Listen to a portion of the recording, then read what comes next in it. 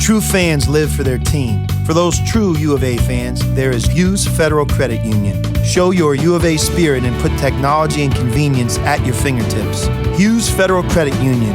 Smart choice.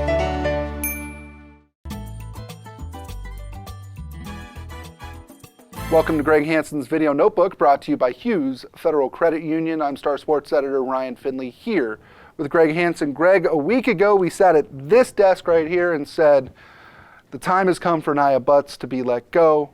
Sure enough, Tuesday afternoon, the U of A announces that it's parted ways with its women's basketball coach. Now let's talk about where they go from here. Well, that really took some real insight, didn't it? Yeah, just prescience by us, yes. But it's an easy move to fire somebody who has been so dreadful, especially in conference play. It's an obvious move to part ways with somebody who does not win a lot of games. But this whole spring will be judged based on who they bring in and not who they fired. Who do you think is the leader in the clubhouse right now? Normally you'd think Ryan Williams at Colorado State, but he's got a $1 million contract buyout. That's not going to happen. Is that unprecedented in the history of Mountain West College women's basketball? It's got to be, right? Their athletic director must be the smartest guy of all time. Gosh, wow. To lock him up like that through 2021? Wow, yeah, that's very smart, very smart. So he would be sort of the pie in the sky, pluck a guy from somewhere person. There are two people with Arizona connections that I think are really compelling here. You know, Julie Haregrove, formerly Julie Brazzi, is an assistant with the Phoenix Mercury. By all accounts, she wants the job. I mean, Catalina Foothills grad, former U of A player, former Loyola Marymount assistant. Lute Olson's granddaughter ticks off all the boxes here. Does that make her the prohibitive favorite, do you think? You know, when you were running down those things, I thought, wow, how could they not hire her? And she's a terrific person. Right. I think everybody likes her. She's the WNBA, she's been really good at a top franchise. Of course, she hasn't been a head coach and she hasn't recruited. Right. She's got 3 young children. You want to recruit, spend that much time to do what has to be done here? Right. Those are the big unknowns about her. Sure, but she is young. I mean, she's like 36, 38, something like that. She is, I mean, the big question for me here is, they're trying to create some buzz around this basketball program. You could do a lot worse than a Tucson native who just happens to be the granddaughter of your most famous person. And if that meant that Lute Olson started going to women's basketball games, maybe there's some implicit legitimacy in hiring her and bringing her in. If Greg Byrne hires her, and this is a cliche of all cliches, he'll win the press conference. Right. But will he win 3 years later? Sure. Naya Buddy won the press conference. She did. She was very exciting, and people were energized by her. Sure. And it didn't work. Let's talk real quick about Naya Buddy especially. She is somebody who, even as the losses piled up, I think people went out of their way to say, we really like her, but.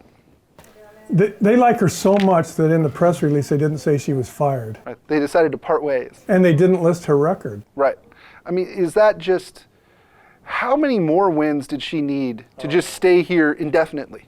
The gulf between them and the rest of the league was embarrassing. Right. Embarrassing. Yeah. Oregon State is paying Scott Roick, who's the best coach in the league other than Tara Vanderveer, $387,000 a year. Wow. Naya Buddy made $210,000. Yeah. There's a big gulf to bridge here. Right. Will Arizona be willing to pay it? Sure. Well, and that's the next thing is, you know, Greg Byrne is so financially conscious, I believe, with especially sports that are not football and men's basketball.